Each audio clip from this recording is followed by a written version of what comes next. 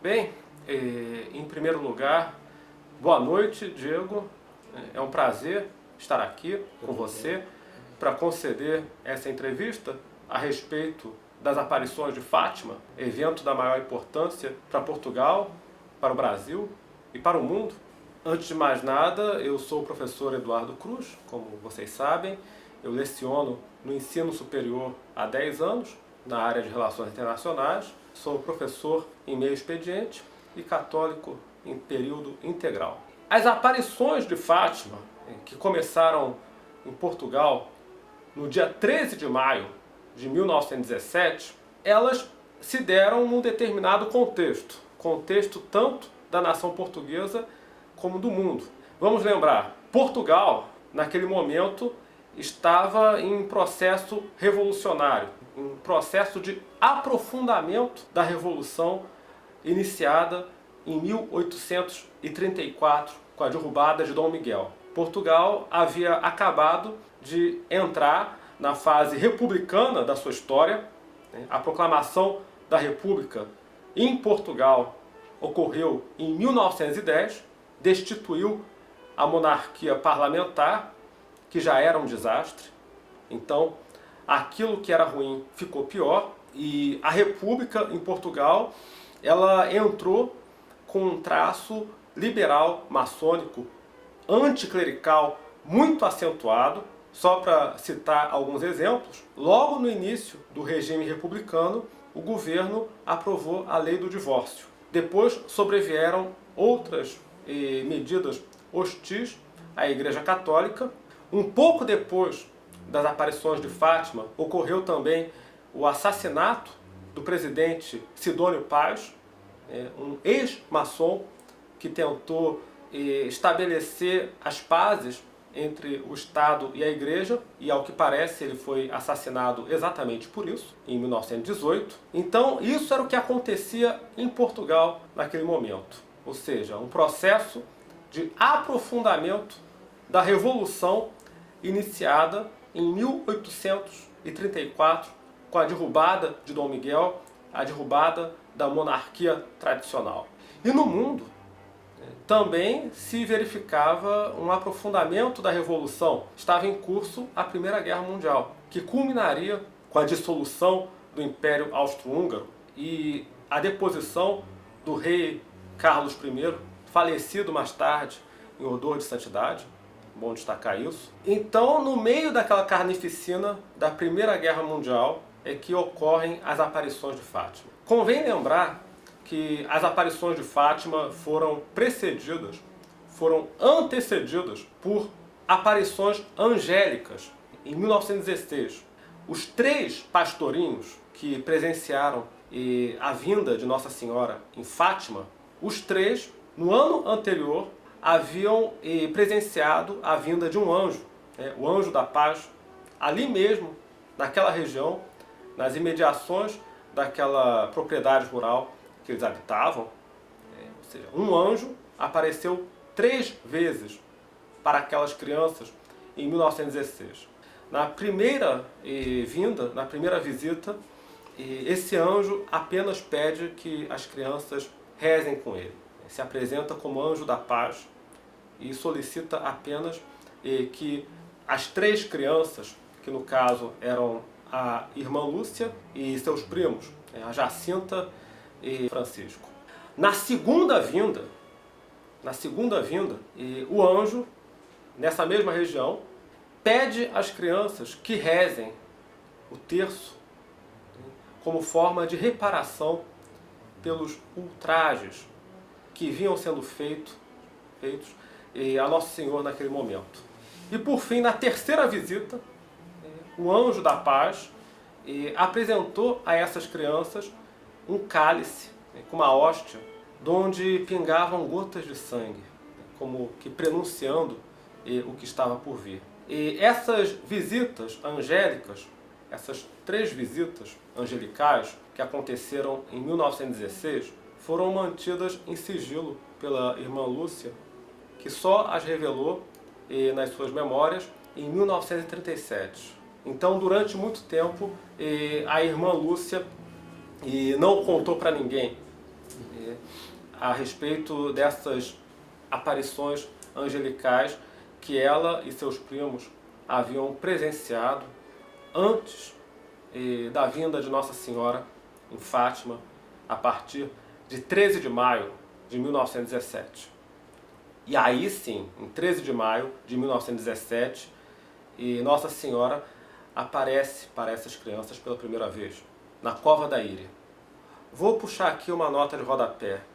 Por uma feliz coincidência, a primeira aparição de Fátima ocorreu na data em que Eugênio Pacelli, futuramente Papa Pio XII, foi ordenado padre. Então, curiosamente, naquele mesmo dia em que Eugênio Pacelli, futuro Papa Pio XII, foi ordenado padre, ocorreu a primeira aparição de Nossa Senhora em Fátima. Convém destacar também que das 3 crianças, apenas uma conseguia dialogar com Nossa Senhora, a irmã Lúcia, que depois acabou sendo a única sobrevivente. Então ela estava acompanhada da sua prima, Jacinta, que conseguia escutar Nossa Senhora, mas não conseguia falar com ela. E o Francisco, por sua vez, conseguia apenas vê-la, não conseguia escutá-la e não conseguia falar com Nossa Senhora. Portanto, era apenas a irmã Lúcia que conseguia dialogar, não só escutar, mas dialogar com Nossa Senhora naquele 13 de maio de 1917. Nessa primeira aparição, Nossa Senhora pediu a eles que rezassem e avisou que voltaria, sempre naquela data, sempre no dia 13, por 6 meses seguidos. Portanto, deixava claro que essas crianças deveriam voltar sempre naquele local, todo dia 13. A aparição aconteceu mais ou menos ao meio-dia. Mais ou menos ao meio-dia, logo depois que esses pastorinhos haviam rezado o terço. Então essa foi a primeira aparição, no dia 13 de maio. Um mês depois, os 3 pastorinhos retornaram ao mesmo local, conforme ordenado por Nossa Senhora, e ali novamente ela se fez presente. E nesse encontro, recapitulando, o primeiro encontro foi breve, e a irmã Lúcia, muito jovem, pequena, se limitou a fazer perguntas a respeito de pessoas queridas que haviam falecido recentemente, e perguntou se ela iria para o céu, coisas desse tipo. O primeiro encontro, portanto, foi bem breve, não foi muito claro. O segundo encontro, a segunda aparição, foi mais clara, porque Nossa Senhora determinou que eles aprendessem a ler, determinou que eles passassem a rezar o terço todos os dias, e determinou, explicou que Nosso Senhor queria estabelecer a paz no mundo por meio da devoção ao Imaculado Coração de Maria. E depois do término desse diálogo, Nossa Senhora se foi mais uma vez, partiu no meio da luz. A terceira aparição, no dia 13 de julho, foi a mais importante de todas, porque foi ali que Nossa Senhora transmitiu o segredo, ou os 3 segredos de Fátima, à irmã Lúcia. Nossa Senhora veio novamente, apareceu. A essa altura, a notícia já havia se espalhado, eu devo ressaltar isso. No primeiro encontro, a primeira aparição, teve como testemunhas apenas as crianças.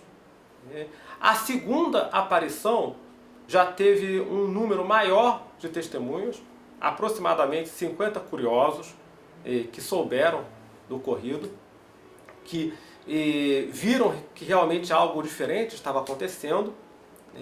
E a terceira aparição, da qual eu vou tratar agora, teve um número ainda maior de testemunhas. E foi nessa aparição que Nossa Senhora transmitiu o segredo de Fátima, ou os 3 segredos de Fátima, para a futura irmã Lúcia. Ela explicou, a irmã Lúcia perguntou se ela iria para o céu, seus irmãos também. A Nossa Senhora então respondeu, antecipou e isso se cumpriu, aconteceu de fato. Nossa Senhora explicou à irmã Lúcia que os seus dois primos, Jacinta e Francisco, iriam logo ao encontro de Deus, em breve, ou seja, não ficariam muito tempo nesse mundo. E de fato, ambos faleceram algum tempo depois, em decorrência da epidemia de gripe espanhola, né, que varreu o mundo naquela época. Então isso se cumpriu. Nossa Senhora, então, transmitiu os 3 segredos à irmã Lúcia. Ela apresentou o inferno, ela abriu a clareira no chão, né, abriu ali ao lado dela, né, ali para que as crianças pudessem ver onde se precipitavam as almas perdidas, e advertiu aquelas crianças, advertiu a irmã Lúcia de que muitas almas se perderiam, iriam para o inferno, se as pessoas não passassem a rezar o terço, a rezar pela salvação das almas. Essa, portanto, é a primeira parte do segredo de Fátima, a visão do inferno e o aviso de que muitas almas seriam perdidas, continuariam se perdendo, caso as pessoas não rezassem em reparação pelos ultrajes, pelos insultos que o mundo moderno vinha fazendo a Nosso Senhor naquele momento. Logo em seguida, a segunda parte do segredo de Fátima, a parte mais longa, inclusive, Nossa Senhora avisou aquelas crianças, avisou a irmã Lúcia que a guerra terminaria desde que as pessoas rezassem, se mortificassem, fizessem penitência pelo fim da Primeira Guerra Mundial. Em 1917, vamos lembrar, a Primeira Guerra Mundial se estendeu de 1914 até novembro de 1918, então estávamos mais ou menos perto do conflito. Mas logo em seguida Nossa Senhora avisou, virá uma guerra ainda pior do que essa, se a humanidade não parar de ultrajar Nosso Senhor. E essa guerra virá no reinado, no pontificado do próximo Papa Pio XI. E de fato isso aconteceu. De fato isso aconteceu. Vamos lembrar, Pio XI, que sucedeu Bento XV, à frente da Santa Sé, reinou de 1922 até 1939. Pio XII assume ali no iniciozinho da Segunda Guerra Mundial. Então essa profecia de fato se cumpriu, como era natural. A humanidade não parou de ultrajar Nosso Senhor, então como castigo veio a Segunda Guerra Mundial, ainda pior do que a primeira. Ainda dentro do segundo segredo, Nossa Senhora advertiu aquelas crianças de que a Rússia espalharia seus erros pelo mundo caso não fosse consagrada ao Imaculado Coração de Maria pelo Papa, em comunhão com todos os bispos do mundo, na forma correta. E de fato isso aconteceu e continua acontecendo. Veio o comunismo, a Revolução Russa estourou, a Segunda Revolução Russa, né? Foram 2 revoluções, vamos lembrar, a Revolução de Março, que instituiu o governo provisório do Kerensky, e a malsinada Revolução de Outubro, que instituiu o regime bolchevique, que desgraçou a terra pelos 70 anos seguintes. E hoje a Rússia também continua espalhando erros, está engajada numa guerra de conquista contra um país vizinho. Então notem que essa profecia também se cumpriu perfeitamente, porque a Rússia não foi consagrada, ao menos na forma devida, pedida, ao Imaculado Coração de Maria. E a terceira parte do segredo, também transmitida à irmã Lúcia nessa terceira aparição, no dia 13 de julho de 1917. A terceira parte do segredo dizia respeito às tribulações e sofrimentos que a Igreja Católica enfrentaria no futuro próximo. E de fato nós vimos e estamos vendo isso acontecer. Então, essa terceira aparição, a meu modesto juízo, dentro das minhas limitações de leigo, foi a mais importante, porque ali se transmitiu o segredo, que tinha também uma quarta parte. Em Portugal sempre se conservará o dogma da fé. E isso deve nos levar a uma reflexão, que o Brasil é filho de Portugal, filho da Península Ibérica, que forjou sua identidade repelindo a invasão muçulmana e a usura judaica. Então temos que refletir sobre a nossa responsabilidade, embora essa parte do segredo diga respeito especificamente a Portugal. O Brasil tem sua parcela de responsabilidade para refletir. Então, nessa terceira aparição é transmitido o segredo de Fátima e o mais importante, o que dá consistência, e que obriga qualquer um, inclusive os ateus, a aceitar a veracidade das aparições. Nossa Senhora avisou que realizaria um milagre na sua última aparição, ou seja, em outubro, para comprovar a todos a validade, a consistência do que ali estava acontecendo, aos eventuais incrédulos. A quarta aparição, em agosto de 1917, no dia 13 de agosto de 1917, deu-se sem a presença das crianças. Por quê? Porque as crianças foram sequestradas, colocadas sob custódia por autoridades locais. Vamos lembrar, como eu acabei de dizer, a Primeira República Portuguesa teve um cariz anticlerical muito acentuado. Inclusive, o funcionário municipal que mandou efetuar essa captura, e aparentemente, pelo que eu pude apurar, era maçom, liberal, certo? Mas mesmo assim, mesmo com a ausência das crianças, as testemunhas, os curiosos que se aglomeraram no local, perceberam, puderam visualizar fenômenos naturais, alterações no cenário, que indicavam algo diferente acontecendo naquele momento. Sobreveio, então, a quinta aparição, em setembro, 13 de setembro de 1917.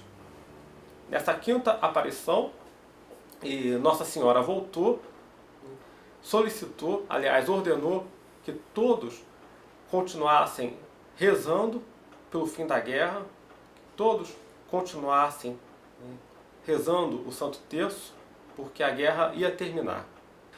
E por fim, na última aparição, em outubro de 1917, ocorreu o milagre do Sol. O Sol dançou no horizonte. Houve uma alteração fenomenal, impressionante do cenário local, na presença de mais ou menos, se eu não estou enganado, mais ou menos 50 pessoas, não só católicos, mas curiosos, ateus, que haviam se aglomerado ali para verificar. Àquela altura, Portugal já estava em rebuliço por causa das aparições. Eu me dei o trabalho, aqui eu vou puxar uma nota de rodapé, porque até hoje há muitos autores que colocam em xeque, ou tentam colocar em xeque, a autenticidade do milagre do Sol.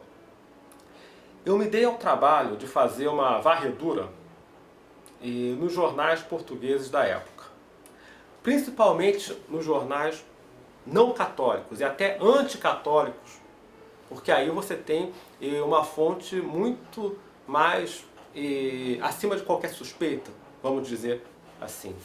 Se eu mostrar um jornal católico, alguém pode alegar que é por conta das crenças do editor, etc. Mas se esse mesmo fato vem confirmado por jornais, revistas, sem qualquer confissão religiosa e até mesmo hostis ao catolicismo, bem, aí não tem como duvidar. E eu consegui localizar na Hemeroteca Digital Portuguesa, depois eu posso fornecer aos eventuais interessados a cópia digitalizada dessas reportagens. Eu consegui localizar em pelo menos 2 jornais republicanos e anticlericais, inclusive, a confirmação do Milagre do Sol.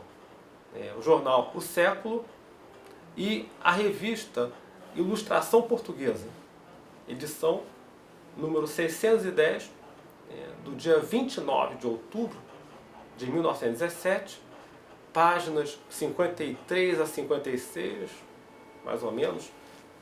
E o autor da reportagem, que estava ali presente com vários curiosos, era um autor, inclusive, ateu ou agnóstico, não sei, ele confirmou na reportagem, olha, aconteceu algo muito diferente aqui. O sol dançou, eu vi. O sol veio para cá e dançou na nossa frente. Com um brilho diferente, o céu se alterou. E bem na data que estava prevista. Então, nós estamos numa típica situação em que é mais fácil você acreditar na hipótese do milagre do que acreditar na hipótese da mera coincidência. Sinto muito, inclusive para quem é cético, etc.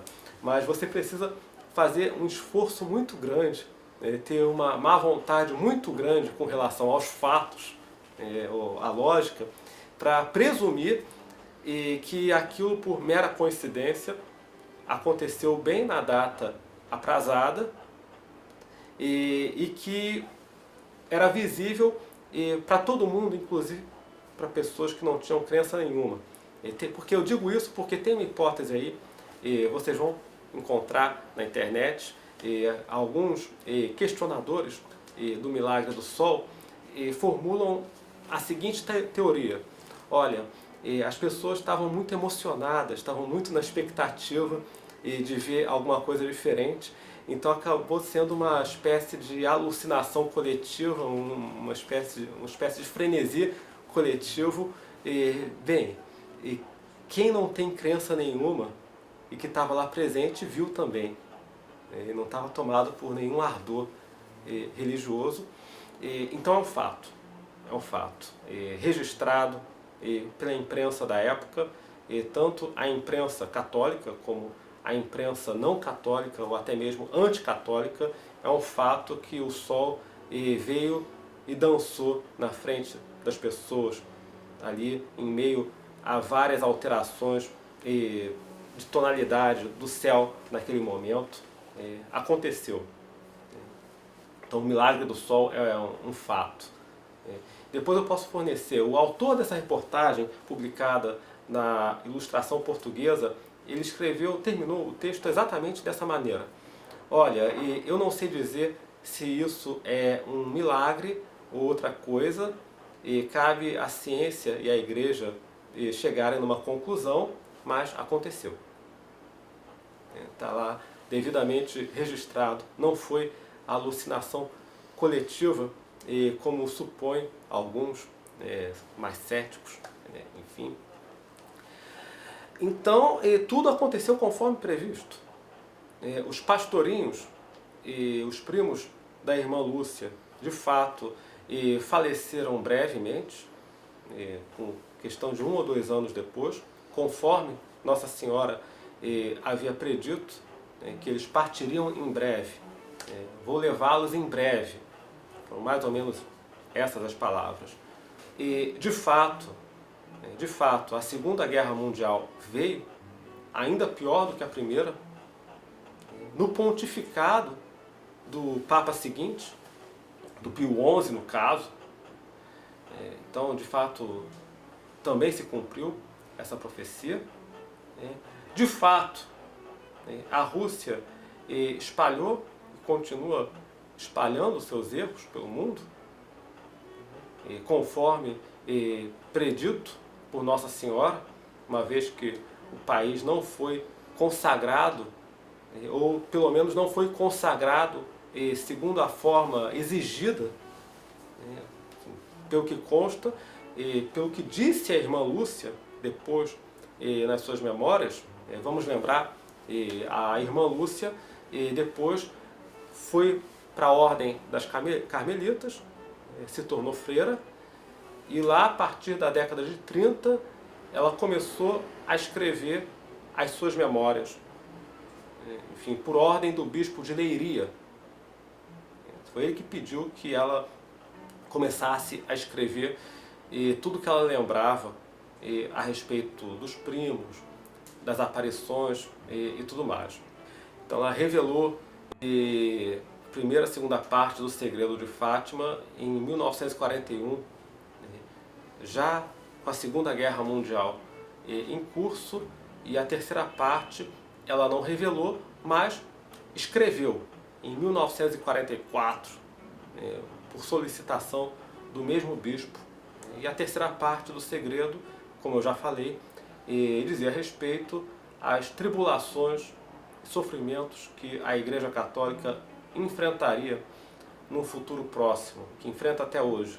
Então tudo aconteceu conforme o previsto.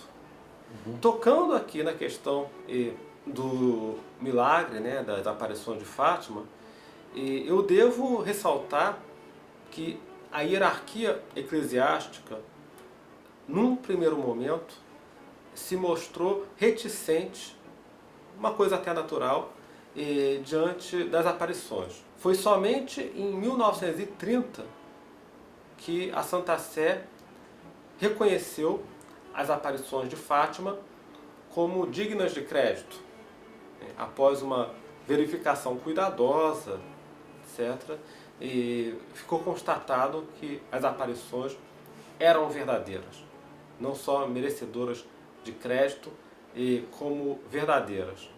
O que é mais um reforço para convencer aqueles não católicos que se mostram céticos. Ora, se num primeiro momento a própria Igreja não deu muito crédito, ela, teoricamente, a maior beneficiada pelas aparições, num primeiro momento não deu muito crédito, mas depois, com a apuração, conferiu validade, atestou a confiabilidade das aparições. Então, esse é mais um argumento que vem em reforço para persuadir aqueles não católicos, os ateus, agnósticos, que se mostram céticos ou que têm uma certa má vontade em relação aos fatos. Esse é um dado digno de destaque. E vamos lembrar, naquela época não havia internet, então tudo se espalhava de maneira mais lenta, e sobretudo através da imprensa escrita, ou do rádio, quando muito, através das emissoras de rádio. E o mundo, principalmente o mundo não católico, viu aquilo tão somente como alvo de curiosidade, como algo um pouco folclórico, algo um pouco como crença popular, como crendice popular. Por exemplo, os mais céticos na época atribuíam as aparições de Fátima à ignorância da população portuguesa, que de fato, naquele momento, era composta por 67% de analfabetos. Ou seja, naquela época, quase 2/3, praticamente, da população lusitana era analfabeta. Então, para o mundo, principalmente o mundo não católico, o mundo anglo-saxão, por exemplo, aquilo era fruto da ignorância. A imprensa católica tratava o tema com expectativa, vamos dizer, com aquela prudência que é recomendável. Vamos lembrar, naquele tempo nós vivíamos catolicismo pré-conciliar. Então, não havia esse protagonismo leigo que nós vemos hoje. Um jornal católico, naquela época, mesmo que redigido e editado por um leigo, tinha que passar pela revisão, pela supervisão de um sacerdote. Aliás, isso continua sendo correto até hoje. Mas naquele tempo mais ainda. Naquele tempo mais ainda. Não havia esse protagonismo leigo que nós presenciamos hoje. Então, os leigos, militantes católicos, atuavam sob estrita supervisão de algum clérigo responsável, tanto ao escrever jornais como em outras atividades. É de se notar, ainda falando do contexto da época, que a validade das aparições foi reconhecida na mesma época em que Portugal foi consagrado a Nossa Senhora e, curiosamente, na mesma época, não por coincidência, em que Portugal começou o seu processo de regeneração sob direção do Dr. Antônio Salazar. Há alguns anos, vamos nos situar historicamente, em 1926 sobreveio a Revolução Nacional, movimento cívico-militar que instituiu a ditadura. Essa ditadura foi uma prefiguração, um ensaio do Estado Novo, que culminaria com a entronização do Estado Católico, de fato. Ou seja, teve a assinatura da Concordata, em 1940, que proibiu o divórcio. O divórcio, que havia sido legalizado pela República logo ali no início, em 1910, 1911, foi banido novamente em consequência da Concordata assinada entre o Estado Novo português, Salazar, e a Santa Sé, em 1940, já no reinado de Pio XII. E alguns anos depois sobreveio a Reforma Constitucional de 1951, que transformou o Estado português no Estado católico de fato e de direito. Ou seja, com privilégios para o catolicismo na qualidade de religião oficial e liberdade restrita para as confissões erradas. Liberdade restrita, dependente de autorizações, etc. Então, a meu ver, não é casual, isso é uma intuição minha, não é casual que a validade das aparições de Fátima tenha sido reconhecida em 1930, num momento ali praticamente junto com a consagração de Portugal e a posterior instauração do Estado Novo, que assim, desfez, foi uma autêntica contra-revolução. Salazar assume primeiro como ministro das Finanças, em 1928, faz um trabalho muito eficiente de saneamento das contas públicas, que estavam um caos. A Primeira República foi um desastre. Como eu falei, teve até presidente assassinado, atentados, etc. Então Salazar assumiu primeiro como ministro das Finanças, em 1928, escorado na sua boa reputação de professor de economia da Universidade de Coimbra, e algum tempo depois ele assume como primeiro-ministro. E nessa função permanece até 1968, quando caiu da cadeira, sofreu um acidente, caiu da cadeira, bateu a cabeça, e aí precisou se afastar do cargo. Eu devo destacar que o trabalho feito por Salazar em Portugal, tanto no campo material como no campo espiritual, foi muito bem avaliado pelo Papa Pio XII. Por ocasião da consagração do mundo ao Imaculado Coração de Maria, em 1942. No discurso que Pio XII pronunciou nessa consagração, ele destacou um parágrafo inteiro para louvar o trabalho que Salazar vinha fazendo em Portugal, desde o movimento cívico-militar de 1926.